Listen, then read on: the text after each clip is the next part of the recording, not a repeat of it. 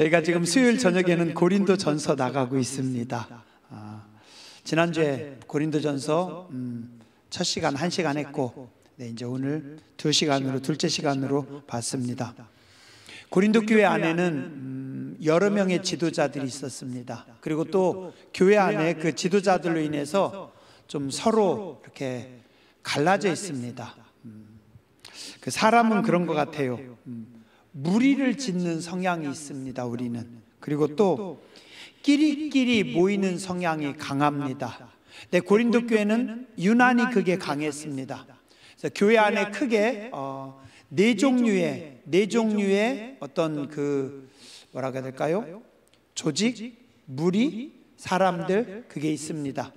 네 파가 나와요. 하나는 바울파라고 합니다. 바울파. 우리가 잘 알다시피 사도 바울이 고린도에 가서 복음을 전해서 교회를 세웠어요. 교회를 세운 창립 멤버가 바울입니다. 그래서 바울을 좋아하고 바울을 따르는 사람들, 그래서 그 사람들의 주축이 돼서 바울파가 있습니다. 자, 그 다음에 또 누가 있냐면 아볼로파라고 하는 파가 있습니다. 이 아볼로라고 하는 사람은 누구냐면 헬라 문명의 중심지인 알렉산드리아에서 태어난 사람입니다. 출신은 유대인이지만 이분은 헬라 문화, 이방 문화, 이방 철학을 많이 공부했던 사람입니다. 그러니까 구약 성경도 잘 알지만 헬라 쪽 이방 문화에 대해서 탁월했던 사람. 어쩌면 바울하고도 비슷한 면이 있는데 좀 이분은 어쨌든 이방 철학 쪽에 탁월하고 또 웅변도 아주 잘했대요. 요즘으로 따지면 아마 좀 좋은 학교에서 공부를 많이 한 어떤 엘리트입니다. 그리고 웅변도 잘했고 상당히 해박한 지식을 가지고 있고 헬라적인 세련미를 가지고 있어서 교회 안에서도 어떤 철학 그리고 이성적인 거를 좋아하는 사람들이 주로 이 아볼로를 중심으로 해서 모였다고 합니다. 근데 이분은 예수님에 대한 경험은 별로 없었고 예수님에 대해서는 잘 몰랐고 세례도 잘 몰랐어요. 나중에 브리스길라 아굴라에게 가르침을 받고 더 깊어진 분. 자, 그래서 이분도 있는데 교인들 중에는 이분을 아볼라를 좋아하는 사람들도 많았어요. 자, 그러면 아볼라와 바울이 서로 다투거나 경쟁하거나 싸웠나? 그건 아닙니다. 아볼로하고 사도 바울은 관계도 좋았고 서로 경쟁하지 않고 서로 같이 동역을 하는데 교인들 중에 어떤 사람은 바울을 더 좋아하고 바울에게 주로 따르고 어떤 사람은 아볼로를 좋아했던 사람들이 있습니다. 자, 그런가 하면 게바파라고 하는 파도 있어요. 이 게바가 누구냐면 베드로입니다. 베드로파. 베드로는 고린도 교회에 직접적으로 와가지고 거기서 사역을 하지는 않았는데 베드로를 좋아하는 게바파가 있습니다. 그래서 아마도 이 사람들은 예루살렘에서 베드로에게 직접 세례를 받고 예루살렘 교회가 핍박을 받아서 이렇게 피난 올 때 그쪽에서 온 사람들이거나 아니면은 베드로가 예수님의 수제자였잖아요. 그래서 베드로를 더 좋아했고 또 초대교회에서는 그런 부분들이 있었습니다. 사도 바울이 가서 교회를 세우고 그리고 열심히 복음을 증거했는데 성도들 중에 사도 바울은 예수님의 직접 제자가 아니라고 생각하는 사람들이 있었어요. 그래서 이걸 보고 신학적으로 바울의 사도권을 의심했다라고 합니다.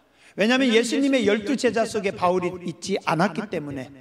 바울은 예수님께서 승천하신 이후에 예수 믿는 사람들을 죽이려고 안디옥으로 가다가 그곳에서 예수님을 만났는데 사실은 예수님께서 승천하시기 전에 예수님이 아니라 승천하신 후에, 그러니까 사람들이 볼 때는 바울이 만난 예수님은 환상 가운데 혹은 어떤 특별한 너의 영적 체험이지 사도 바울 당신이 예수님을 젊어서부터 따라다니지는 않았잖냐.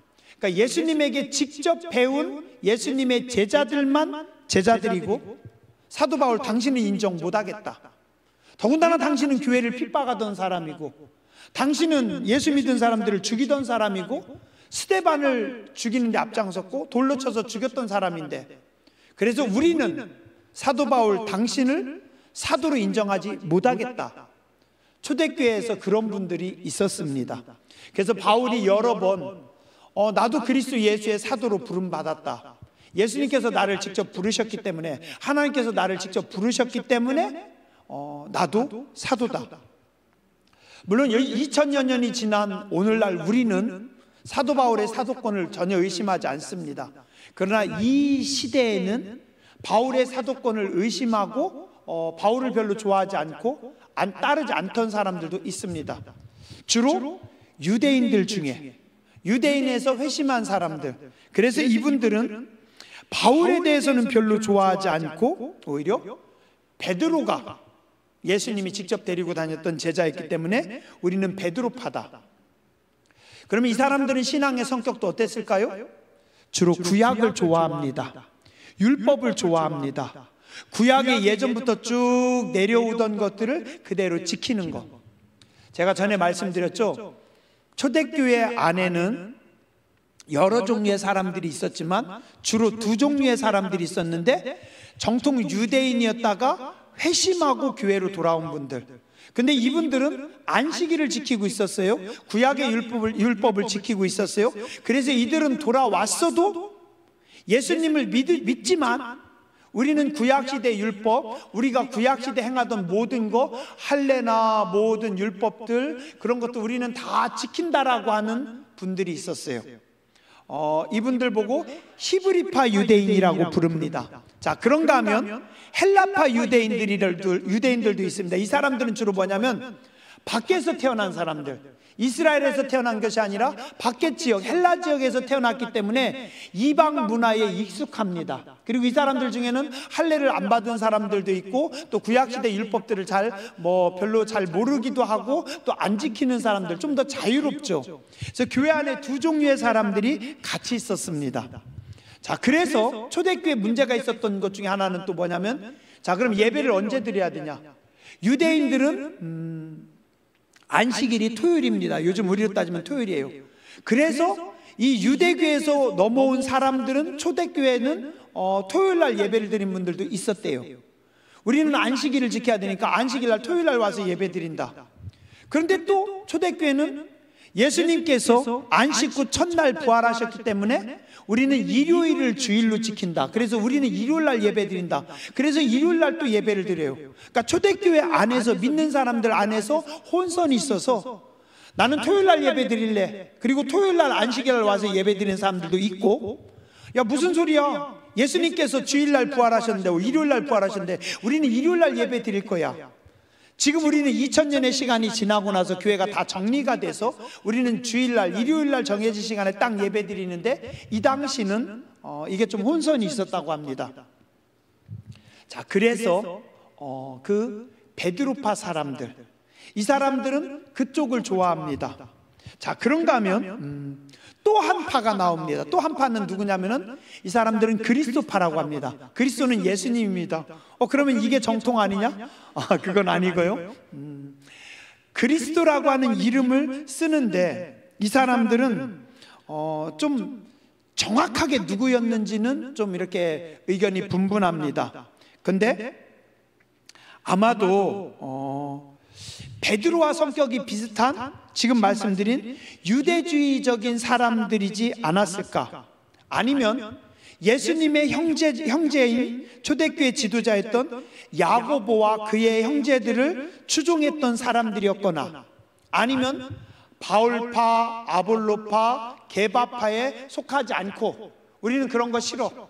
그리고 우리는 그냥 우리만의 예수님을 섬길 거야 라고 하는 사람들도 있었을 거다라는 겁니다.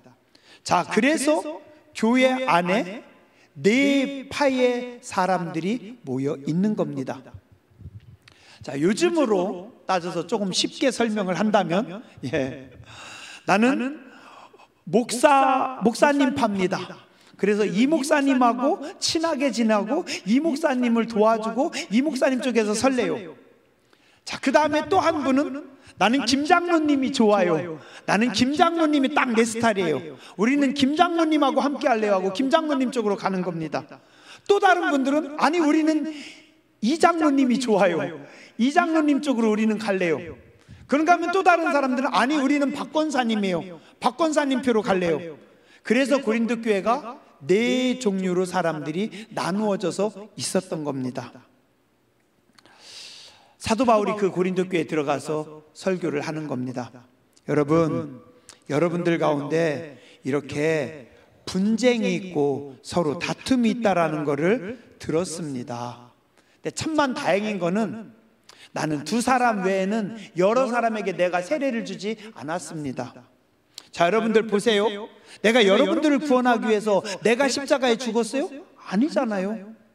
바울이 십자가에 죽은 것이 아니라 예수님께서 십자가에 죽으셨잖아요. 우리는 예수님의 이름으로 다 구원받은 사람들인데 왜 우리끼리 바울파다, 베드로파다, 뭐 아볼로파다, 그리스도파다, 왜 교회 안에서 우리끼리 이렇게 싸웁니까? 우리는 하나입니다. 하나예요.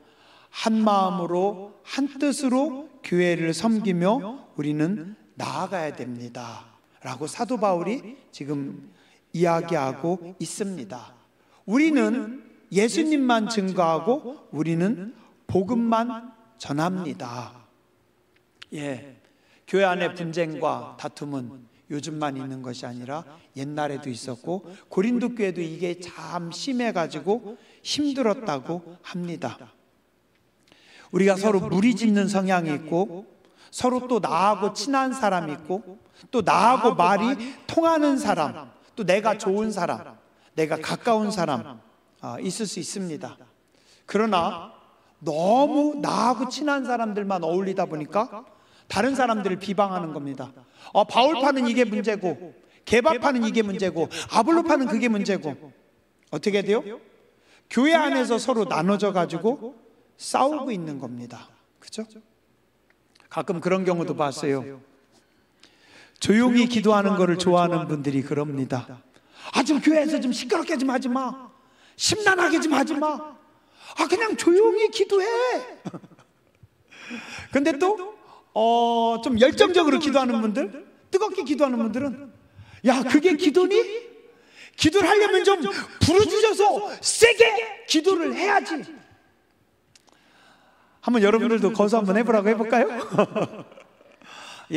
그러는 겁니다. 서로 신앙의 스타일이, 삶의 방법이 다르기 때문입니다. 조용히 기도해도 돼요.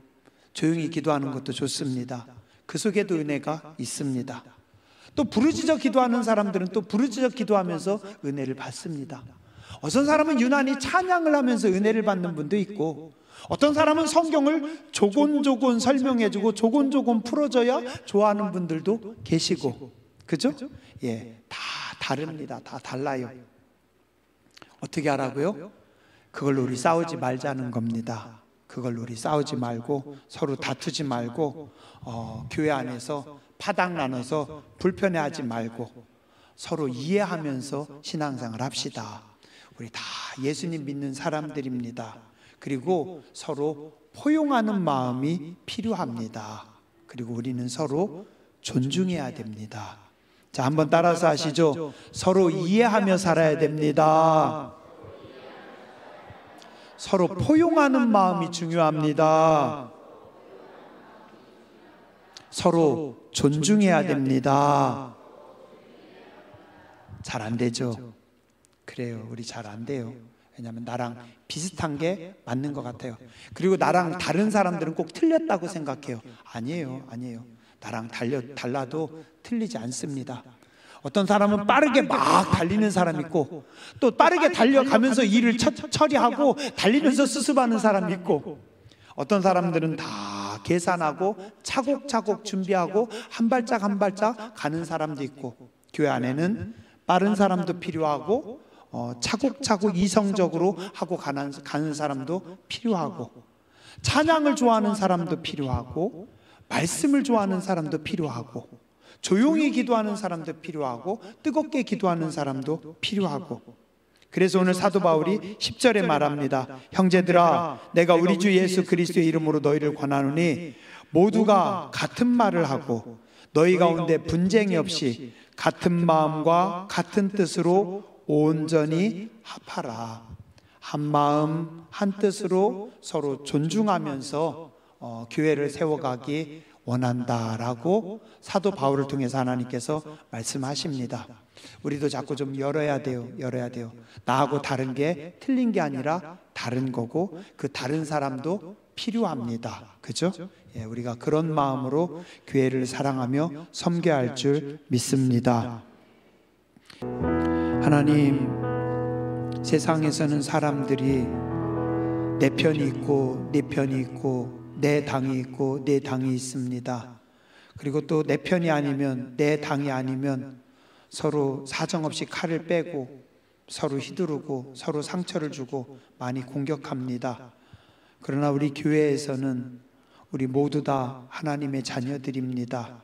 서로 성격이 다르고 생각이 다르고 살아온 환경이 다르고 삶의 문화가 다 다르지만 우리가 서로 사랑하고 서로 합력하고 서로 선을 이뤄가는 아름다운 교회가 되게 하여 주시옵소서. 당진 상록수 교회에 들어오면서 그리스도의 사랑을 느끼고 따뜻함을 느끼고 행복함을 느끼고 편안함을 느끼고 쉼을 얻을 수 있도록 은총 더하여 주시옵소서. 한 해를 마무리하고 다음 주에 또 저희들 당회에 있습니다. 여러 가지 저희들 일들을 앞에 놓고 있습니다. 거룩하신 하나님, 저희들 많은 은혜가 필요합니다. 은혜를 부어 주시옵소서. 각 선교회에 이 은혜를 부어 주시옵소서. 새롭게 세워지는 일꾼들에게 하나님 은혜를 부어 주시옵소서. 기획위원회의 은혜와 지혜를 더하여 주시옵소서. 또 내년도 예산 편성하고 예산 짜는데 하나님 지혜와 은혜를 부어 주시옵소서. 이 모든 일을 협력하고 계획하고 함께 세워가는 장로님들에게 지혜를 주시고 또 넓은 마음을 주시고 은혜를 하나님 부어 주시옵소서. 또 속회가 새로 편성되어집니다. 서운한 분들도 있고 아쉬운 분들도 있고 또 속상한 분들도 있고 또 때로는 과거의 아픔들이 또 떠올라가지고 어려움을 겪는 분들도 있습니다. 하나님, 저희의 약함과 부족함을 불쌍히 여겨주시고 은혜를 베풀어 주시옵소서.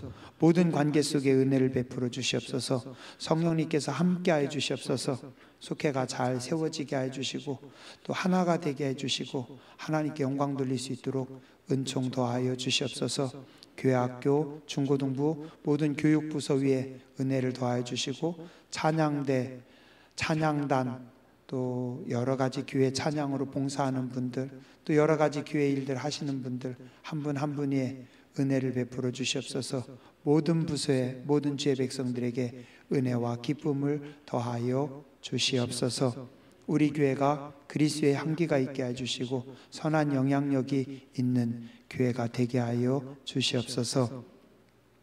이제는 우리 위하여 십자가에서 생명을 주신 예수 그리스도의 무한하신 은혜와 우리의 어리석음과 약함에도 불구하고 하늘의 문을 여시고 은혜 위에 은혜를, 복에 복을 더하시는 아버지 하나님의 크고 놀라우신 사랑하심과 성령님의 감동 감화하심이 머리 숙여 예배하는 모든 죄 백성들 위에, 가정과 자녀 손들 위에, 나라 민족 위에 이제로부터 영원토록 함께 하셨기를 간절히 축원하옵나이다.